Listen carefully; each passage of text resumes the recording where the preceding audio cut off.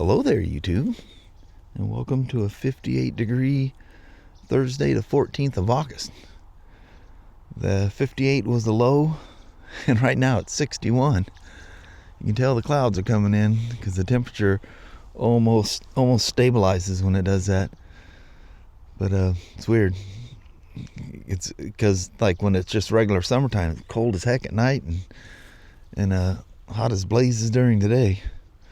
Looks like today's high is supposed to be 76, and it's supposed to be cloudy most of the day, so it's probably going to be humid because the rain's coming. It's supposed to be about 8 or 9 tonight is when the rain's going to hit, and yeah, it's going to pour all the way through Saturday. Sorry, could you say that?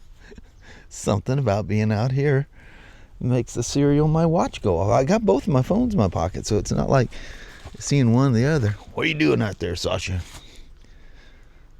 Look where I gotta comb her again.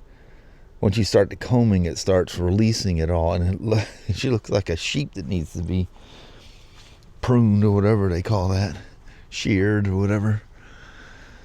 Anyway, it's comfortable at the moment, and let's roll off and bust out a Thursday, which is kind of one of our pseudo Fridays once again. We got our last 4-day weekend coming up. See the red popping out in them trees over there? The red's over there. Fall is coming. All right, let's roll out. Sorry for the lack of our little goodbye thing when we get to work, or whatever you want to call that thing. We got caught. 205 was locked down. So it was so bad we decided to go straight up I-5 and take exit 2 and take SR 500, the kind of expressway that's running behind us back there. And so we get there, and it was 4 miles away. We get to 2.5 miles, I-5 locks up. Another crash. It took us almost 15 minutes to go. Well, it's about 2 miles because there's about a half a mile of, there's like a on-ramp, off-ramp, kind of fourth lane that shows up there, so we were able to scoot up there. 500 was absolutely free as a bird.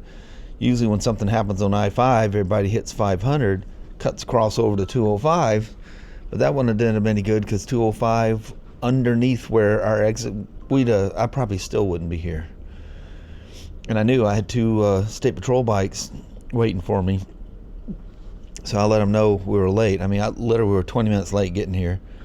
So they sent the other BMW up to a tech up there. He's got a lot of not BMW trained, but he's just doing oil and filter and rear tire. He knows all the specs and all that kind of good jazz. But anyway, so this one's just a service. I haven't done any inspections. I just got the oil going. I never did come back because I realized I had so much time recorded that if I get too far over, it takes me forever to, when I deem one too long, then I have to start chopping it up. But anyway, that's why I didn't go on to this. So you've already seen this once before. There's the alternator. Well, the neat trick is, because an F3 has this shield. This is when one of the sprockets are stuck. You can't use the pulley because it has this shield that sits in here. Get the camera facing right. Well, this bracket sits across here. However it goes. Yeah, well, anyway, 2 of the bolts, it's like this. Get it right here in a minute. Anyway, so 2 of them are on the alternator. 2 of them are on the engine case, and you can't get to them. Oh, I knew I had something wrong there. Yeah, this is the way it goes. Well, I can't get this one out of the alternator, and I can't get this one out of the back of the transmission because it run.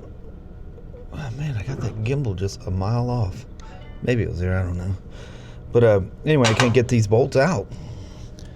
So I gotta go through all the rigmarole of loosen all the rear end up, take the sprocket off so that I can take the two T40s or T40, T45s, whatever it was, that holds that daggum shield together. So anyway, I got it up. I cleaned all that stuff up. And I cleaned gook that was around there. This is the old slipper clutch. And you guys that are into RC cars will be familiar. Well, if you run the racing trucks, well, some of them, even non-racer ones, can have a slipper clutch. But here's the springs, and there's the little slipper disc. Well, I think the what it sounds like is the convex, concave leaf spring kind of deals. It sounds like they're the ones slipping and making the noise. It could be this making the noise, but this will slip between those like clutch fiber plates, or maybe the plates are worn and it's spinning through that. Again, I don't have the camera on it. Good Lord. These are the springs I'm talking about. They're washers. They're concaved and convex, and you put them together and they crunch and they work like it's like a leaf spring, like on a car clutch, Harley clutches, the old BMWs. There's a lot of things use that thing. But anyway, that's what holds attention, and these are like double fibered plates. But it definitely makes a chirping sound. And there's a new one. We don't know what the difference is, but if you look up, of course now when you look it up, the part numbers have changed automatically, but if you look up, find an old part number for them, it'll show up as a new part. Crazy expensive part too. It's nuts. And this is the piece that goes against the engine, and the alternator bolts to that, and you can see that sealed from the engine. Anyway, I just got the new one to put in and reassemble everything, and it'll be taillights down the road. But these guys were snuck in on my schedule. Well, actually they were on my schedule. I just didn't get done with the Spyder enough time, because we're down a guy, and the schedules go out. They can go out 2 or 3 weeks. In the summertime, it can be 4 weeks. But anyway, we're trying to get all caught up, because suddenly you're a Spyder guy down, and you got one person doing 2 people's jobs. It's kind of tricky. So some of the people rescheduled and whatever, but most of them, just stuff. And then you can see I just got a whole slew of them down here. Anyway, that's what I'm at. So that thing's looks like she's starting to slow down the drip, and I need to go around and do my inspections while it's finishing dripping, and seal her up, fill her up, reset the service, and roll. Still got my setup, my little Android phone, and my little Bluetooth ODB2 sensor that works with that app, and you can set everything. You do. It's amazing what you can do with that. All right. In case none of that made any sense, a couple hours ago when I was all hyped up with what all I had to do today, and not pointing the camera the right way. See, there's the alternator, and there's the 4 bolts. One you can't even see back there. Well, not even the first one will come out. It'll hit this cover or shield. It's like a splash guard, long before you get the bolt out. So to take that shield off, well, to get the shield off, you gotta take the sprocket off. And that shield is exactly why you can't use that fancy puller to take them off a stuck sprocket on an F3. And yeah, you're just messed up if you got one that's stuck on an F3. If you didn't have that shield, that puller, because the claws are quite large, how they hold on to it. Which is all bolted in. I need to tighten this top one that's kind of holding the part of the intake plenum over there. Yeah, tighten that up. And for some reason I was thinking it had these flathead torques in there. Maybe they did at one point, but maybe not. I don't know. But anyway, you can see the alternator over here. I still have the nut for the other side of that bolt, which is right there, but I don't know if you can see that at all. There's the alternator, and then that piece in the middle is what's capturing the slipper clutch. So imagine my surprise when I find out, I'll tell you about the cool guy that has a he and she Canyon Red Rock. Well, that one over there is the first one I did, and then I did the second one. I took you for a test ride. This is not the second one. So imagine my surprise when he comes to pick up his wife's Red Rock and drops his off. That one's another customer. He wasn't even on my schedule to get done, I don't think. But he got done early. You test ride it. It's not written on the RO, but the advisor said that we need to ride it and look for a squeak that he's hearing. And he was thinking it could have been related to that idler pulley underneath the brackets being replaced for, but his had no damage, so if he has a squeak sound, that wasn't caused from that. So anyway, I got this one to do. This is the he canyon of the he-she canyons, and the she canyon is safe and at home. So I got this down pat, so it's not a big deal to do. I don't know if I can get it done in the 18. I should be able to get the third one done in the 18 minutes. The first one, not even close. Well, all the tools you got to get out and jacking the thing up, getting the bolt out, squatting it down, getting all the pulley. 18 minutes is probably not enough, but if you do enough of them, the nice thing is if you have them lined up, you just leave all the tools out and you roll one off, roll the next one up. But you got to go rooting through all your tools, and if you do them in succession, like doing those godforsaken case 1600Bs with their reverse thing, taking the tranny apart on those things, you just do enough of them that before you even bike rolls up, you put it on your bench and you just go through your toolbox and just walk over with a big old handful of tools. You know what it's going to take. But anyway, let me finish up on this thing, and I can see the light at the end. I got to program a new key for him too. Thankfully, 13 and newer or 14 and newer. Maybe it's 14 and newer. Could be 13 and newer. You can do it through buds. You don't have to do it with that stupid key. But anyway, I need to get this together and move on to the next job. I don't know if that's on my plate or not. I've got that gray. I never even showed you this, did I?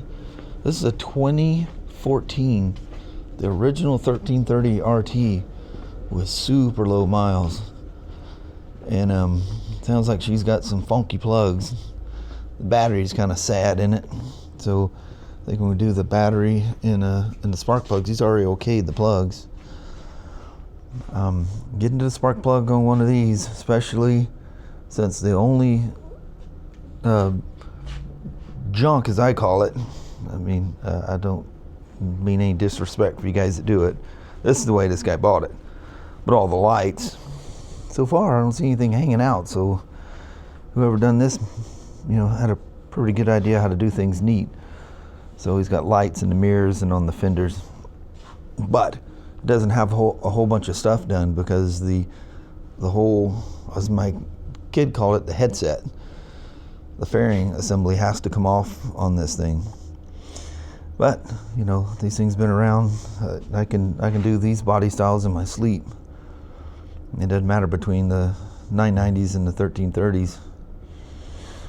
But it's scary, that low of miles, being 9 years old. That's pushing it. That's crazy, huh? Oh, wait a minute. That's more than that. Yeah, 14 to 24, or 25. This thing's 11 years old. Really low miles, like 6,000 miles. Maybe not even that much. Wow, this battery's weak. I need it to start one more time so I can get it on my bench without me having to hook it up to a jumper. but the thing's in immaculate shape. So this is just one of those that somehow or another got lost in time. And I see the original owner, on the deal. So I don't, he didn't re-register it with BRP. And at this point, 11 years later, there's not much sense in doing it. But remember those, that gray, that matte gray was cool looking. Gray or silver, whatever you want to call it. Yep, I got some capitulator, or not capitulator, spark plugs and a battery to do. She just, somebody I guess is already, I was shocked that the fuel looked and smelled so fresh, but I guess someone changed the air filter and flushed the fuel out of it. So unfortunately, hopefully it's just the plugs. It's not throwing any codes, of misfires or any kind of, weird things with the injectors. But I would definitely be running some injector cleaner through it.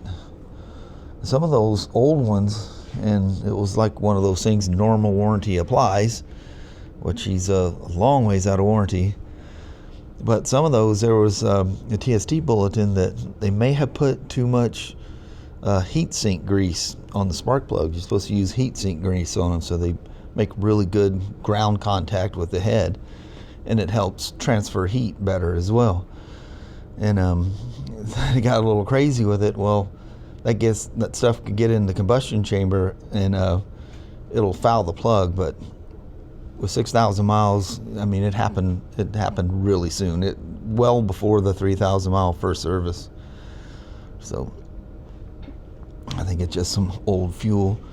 Someone tried to run it, and that old fuel will smoke some spark plugs, even those fancy dancy iridiums they have in there. Anyway, let's finish this thing up.